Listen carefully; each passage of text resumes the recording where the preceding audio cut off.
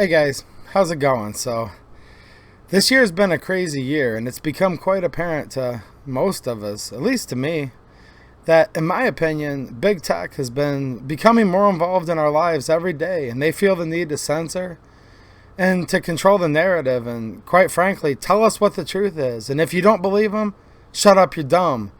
And if you still don't believe them and listen, they will cancel you. And this brings me to the next thing.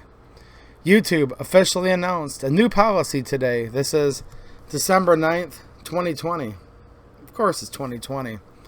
Stating that we will no longer be able to talk about certain things to do with the election. We're not going to be able to talk about any widespread voter fraud. We're not going to be able to talk about if this led to Biden allegedly, according to the AP, winning over President Trump and other things at their discretion that we're just not going to be able to talk about anymore. And I've seen some videos on this already, and I've also seen some articles. I'm going to go straight to the source here and share this with you guys. And this comes from YouTube's official blog, and it's written by the YouTube team, and they're going to explain to us what we cannot talk about regarding the election 2020.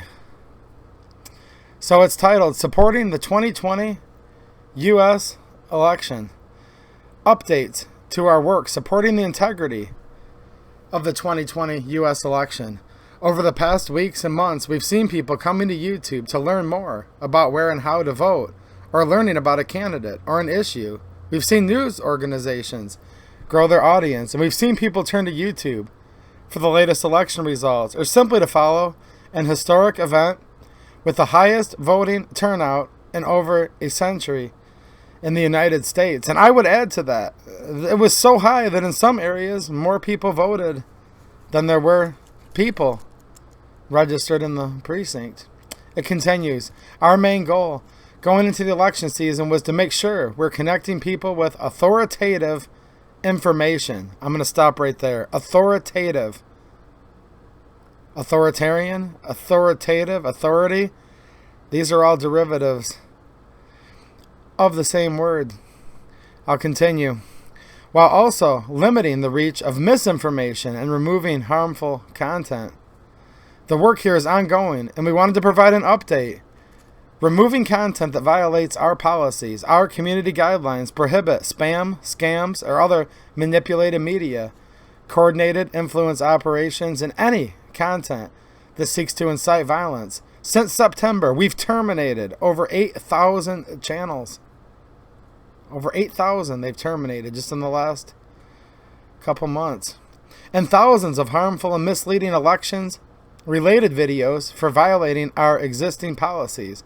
Over 77% of those removed videos were taken down before they had 100 views. Never even gave people a chance, they're bragging about, to get their opinion out.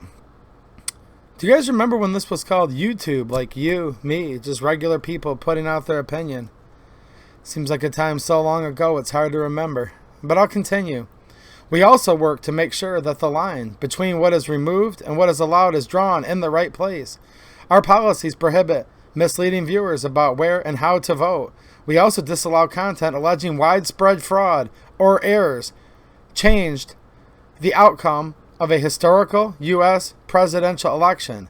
However, in some cases, that has meant allowing controversial views on the outcome or process of counting votes or a current election, as election officials have worked to finalize counts. But it gets worse. Yesterday was the safe harbor deadline for the U.S. presidential election, and enough states have certified their election results to determine a president-elect. Given that, we will start removing any piece of content uploaded today or any time after that misleads people by alleging that widespread fraud or errors changed the outcome of the 2020 U.S. presidential election, in line with our approach towards historical U.S. presidential elections. I'm going to pause there. So anybody saying that there was widespread fraud, they're going to now consider that to be misleading the people. And I assume that's them not taking into account all the sworn affidavits, video evidence, and everything else. It appears they don't care about that. That's at least my opinion on this blog. And they're talking about that this is in line with their approach towards historical U.S. presidential elections. In my opinion, this could mean YouTube is now trying to rewrite history or only allow people to be on the side of history that they want to. Right. What do you guys think about that? It continues. For example, we will remove videos claiming that a presidential candidate won the election due to widespread software glitches or accounting errors. We will begin enforcing this policy today and will ramp up in the weeks to come. As always, news coverage and commentary on these issues can remain on our site if there is sufficient education, documentary, scientific, or artistic content connecting people to authoritative information. And this is the part that's really quite profound here, that they're going to be bold enough to actually admit this to us. Notice the sidebar on the left as I read. While only a small portion of watch time is election-related content, YouTube continues to be an important source of election news. On average, 88% of the videos in the top 10 search results related to elections came from authoritative news sources. We're back to that authoritative again. Amongst the rest are things like newsy, late-night shows, creator videos, and commentary. And the most viewed channels and videos are from channels like NBC and CBS, and they show us here. Now, this used to be YouTube. Like, look, they don't get it, and they're not going to ever get it until eventually this just goes away, because they don't understand. The American people, at least me, and I'm sure a lot of you, come here because we can see an alternative source of news. We can see people's commentary, like I'm commentating on this article right now and giving my opinions that you may or may not agree with, but they're mine, and this is YouTube, and this is my channel. But they don't want regular nobodies like me on here anymore. They want these listed channels. Authoritative news, they call it. Authoritarian, authoritative, authority. You guys get it yet? Top channels: ABC News, NBC News, USA Today, CNN, CBS News. Top videos: ABC News, USA Today, NBC News, CBS News, and NBC News. Again, it continues. We also showed information panels. And watch this graphic scrolling on the left. They're going to show you examples of things like that disclaimer that's under a lot of my videos. The AP is called the presidential election, they like to say, under almost every video I make lately. We also showed information panels linking both to Google's election results feature, which sources election results from the Associated Press, back to them again, and to the Cybersecurity and Infrastructure Security Agency, CISA, rumor control page for debunking election integrity misinformation. Alongside these and over 200,000 other election-related videos, collectively, these information panels have been shown over 4.5 billion times. Wow, that's a lot. Starting today, we will update this information panel linking to the 2020 Electoral College results page from the office of the Federal Register, noting that as of December 8th, states have certified presidential election results with Joe Biden as the president-elect. It will also continue to include a link to CISA explaining that states certify results after ensuring ballots are properly counted and correcting irregularities. But they're missing something here. They certified the results all they wanted, but the electors have not voted yet. So I must agree with YouTube's assessment of this, because they actually have not voted yet. The electors haven't voted, and the AP has a presumptive presidential nominee. But since there's been no Electoral College votes yet, actually, neither of the presidents have any votes in the Electoral College. And there's another process where it can go to state delegation that is completely ignored in this blog, but I want to make you guys aware of it here.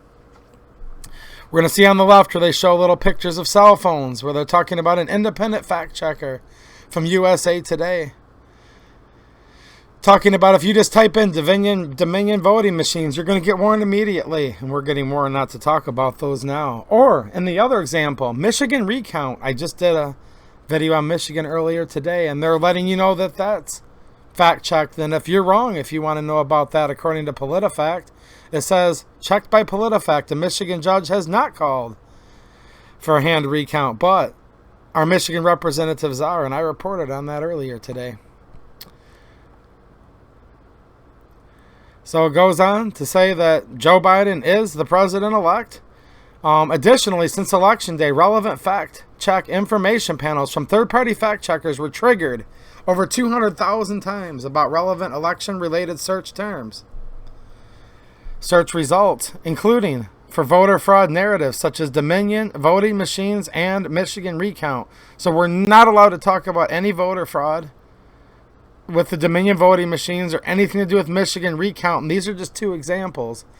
And I'm sure there's many, many more. They're warning us. They're saying that they're going to be removing videos. And this is starting today, and it's going to continue to get ramped up.